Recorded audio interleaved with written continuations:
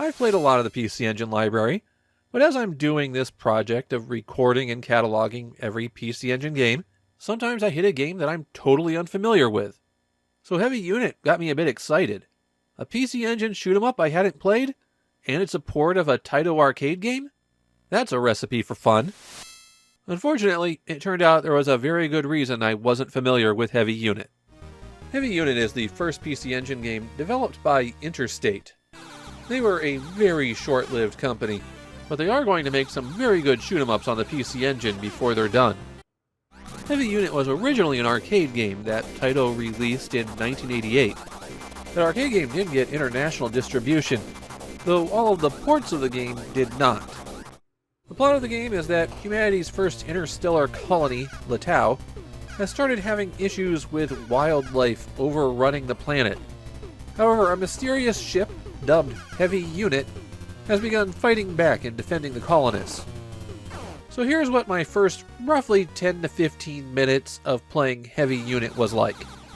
I was struggling against enemies that took way too many hits to kill, spaces with absolutely no room to maneuver, and enemies that could just flood out my pokey little ship. I was seriously wondering if I was playing the game wrong. And as it turns out, there were two things I didn't realize. First, you could pass through the destroyed cannons. In fact, that's the only way to get through that section. The second was an unintended game mechanic. Heavy Unit is a game with some very simple controls. The D-pad to move your ship, and one button to shoot. However, the rate of fire is severely limited from a single button. Even with turbo fire turned all the way up, you'll have to pound an enemy almost continuously from when they appear on screen until they reach you before you can take them out. As it turns out, the rate of fire is associated with the button, not the in-game action.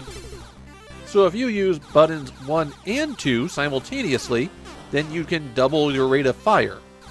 This was the only way that I could make any progress in Heavy Unit.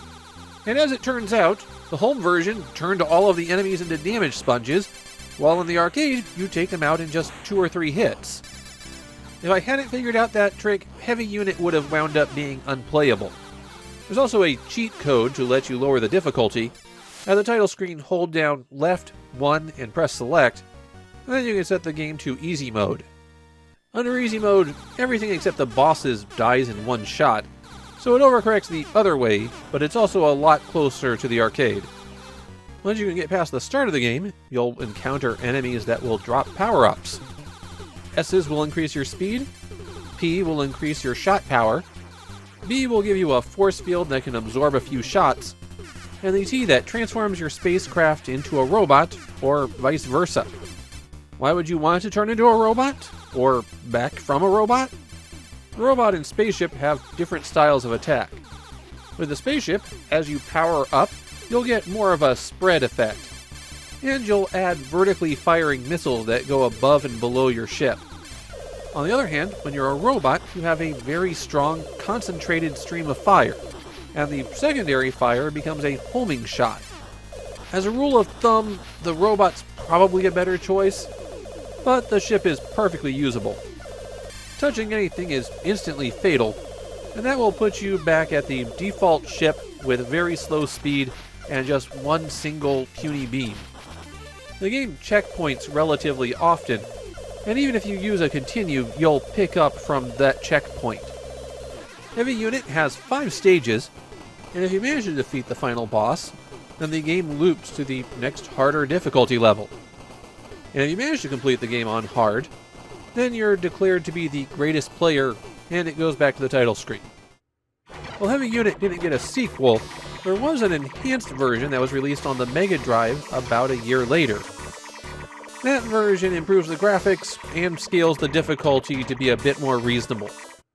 While it seems that Japanese players don't consider Heavy Unit to be a classic, I did see plenty of people who had nostalgia for it. It might not be considered a top-tier shoot-'em-up on the PC Engine over there, but it does have its fans.